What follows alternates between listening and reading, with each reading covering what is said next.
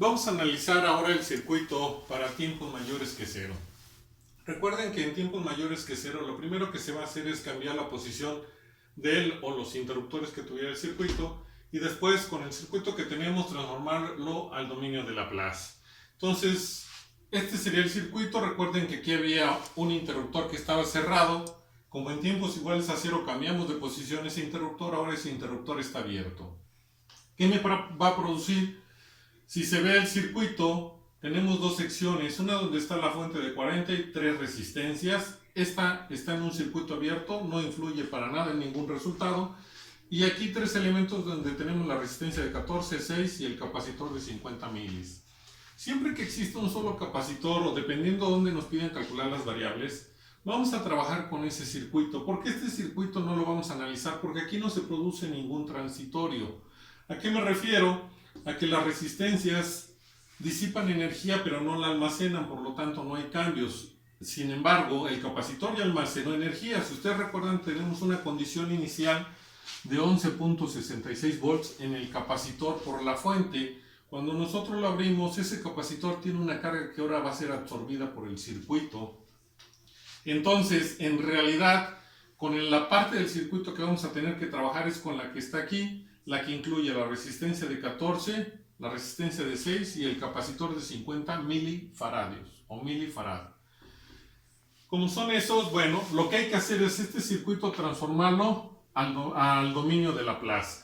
Tenemos lo siguiente, recuerden, y además me faltó agregar eso, cada vez que un elemento que almacena energía, en este caso el capacitor o en su caso la bobina, tenga condición inicial, a ese elemento debe de aparecer una fuente dependiente. Bueno, sí lo mencioné en el primer video. Una fuente dependiente siempre va a ser de voltaje, y en un capacitor les mencioné que llevaba esa fuente dependiente de voltaje llevaba una dirección contraria a como se había calculado la condición inicial del mismo capacitor.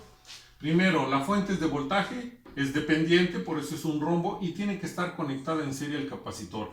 Si el capacitor está vertical, tiene que quedar en la misma posición. Si estuviera horizontal, lo mismo. Si estuviera aquí abajo, debe de ser la fuente dependiente en serie al capacitor. Y la dirección de la fuente es contraria a la caída de tensión.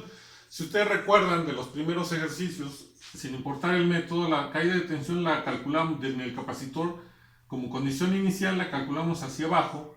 Por lo tanto, la fuente queda hacia arriba. Y ahora, esta fuente, la impedancia del capacitor es y la fuente dependiente del capacitor es la condición inicial sobre ese. Entonces, si calculamos la impedancia del capacitor, que ya se vio que siempre es 1 sobre C por S, vamos a obtener su valor. ¿Y qué es lo que hay que hacer? Nada más sustituir el valor del capacitor, que ya sabe que es de 50 milifarad. Sustituyendo datos, haciendo operaciones, tenemos que es 20 sobre S. Siempre que veamos un circuito en el cual aparezca, si no nos dan datos de qué se trata, si son impedancias o admitancias, pero el capacitor está dividiendo un valor sobre S, es una impedancia. Es la manera en que lo vamos a identificar.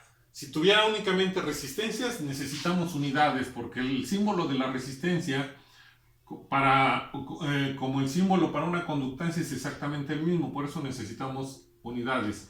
Y en el capacitor lo que nos define es que en vez de tener farad, lo tenemos dividido entre S.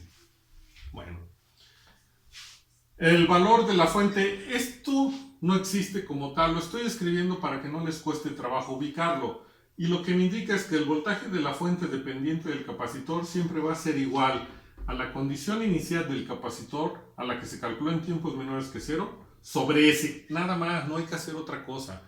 Y si recuerdan, la condición inicial del capacitor era 11.66, únicamente lo dividimos entre S.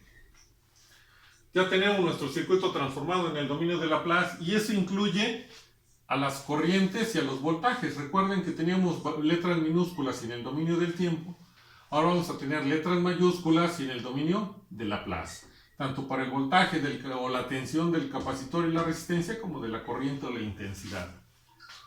¿Por qué le estoy dando este sentido de corriente? Porque tenemos una fuente y quedamos que la corriente siempre va a ir en el sentido convencional, que es de más a menos.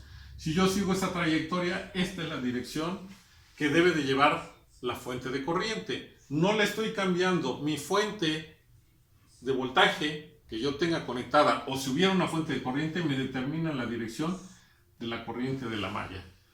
Y entonces, como yo voy a obtener este dato a partir de lo que ya manejo, puedo decir que la corriente que me están pidiendo calcular va a ser igual a la corriente de la malla, porque es la que circula a través de esta trayectoria y llevan la misma dirección, se queda positiva. Lo que seguiría sería el voltaje en la resistencia. Como tengo una resistencia y conozco la corriente, pues voy a aplicar ley de Ohm, que sería resistencia por corriente. La corriente de la malla va hacia la izquierda cuando pasa por la resistencia de 6, por la trayectoria que lleva, y la caída de tensión, que ya me la establecieron, yo no la definí, sino se estableció de antemano, va hacia la derecha. Llevan trayectorias contrarias, se deja negativo. Tengo que calcular el voltaje del capacitor, que recuerden, en video anterior, si queremos el voltaje en un capacitor y tiene condición inicial, incluye a la fuente dependiente, no nada más al capacitor, es de aquí hasta acá. ¿Qué implica esto? Pues que necesito el voltaje del capacitor, que sería su impedancia por la corriente que circula en él, que es J. Ahora, la corriente J, cuando pasa por el capacitor, va hacia arriba, pero mi caída de tensión que yo quiero va hacia abajo. Como se llevan trayectorias contrarias, el voltaje del capacitor es negativo. Como tengo una fuente, aunque sea dependiente, pero es de voltaje, yo ya no considero la corriente, nada más considero la trayectoria de mi caída de tensión.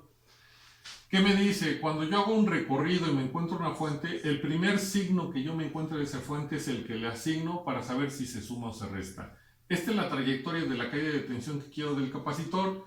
Si hago mi recorrido, el primer signo que me encuentro es positivo, pues entonces sumo el voltaje de la fuente dependiente del capacitor, que es 11.66 sobre S.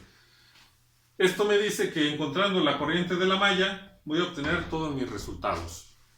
¿Cómo voy a obtener la corriente de la malla? Vamos a aplicar ley de Ohm nada más. Y eso lo hacemos posteriormente.